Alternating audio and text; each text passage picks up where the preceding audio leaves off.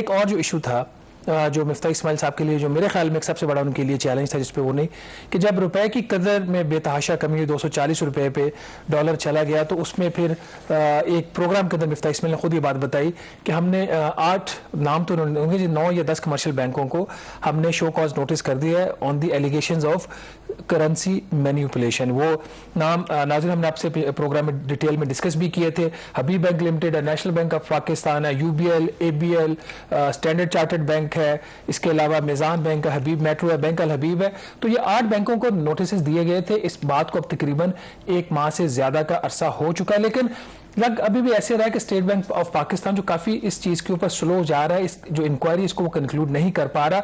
इसी हफ्ते national assembly standing committee on finance की भी मीटिंग हुई, वहां पे भी ये इशू रेज हुआ। Governor state bank of Pakistan Jameel Ahmed मौजूद थे मीटिंग में, कोई तसल्ली बख्श जवाब नहीं दे सके। उन्होंने ये कहा कि कार्रवाई हो रही है, और उन्होंने ये एक्सप्लेन भी किया कि हमारे ऊपर किसी भी किस्म का कोई दबाव नहीं है कि हम इन बैंकों को हम कोई किसी किस्म की कंसेशन दें या रिलैक्सेशन दें। Ayesha Pasha minister of state for finance, उनका भी ये दावा था कि नहीं बड़ी हम सीवियर पेनल्टीज लगाएंगे, ये लेकिन अभी तक ये पेनल्टीज लग नहीं रही। चीजें काफी स्लो जा रही है।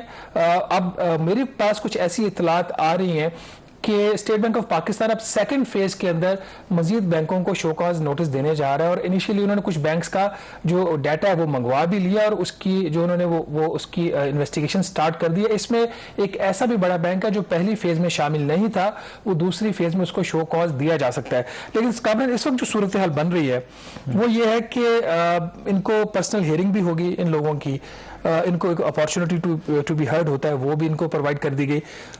जो मेरे जराए वो ये बता रहे हैं कि अब बिल्कुल फाइनल स्टेज के ऊपर है, अब असेसमेंट हो रही है कि इनकी जो किस हद तक इनको जुर्माने लग सकते हैं।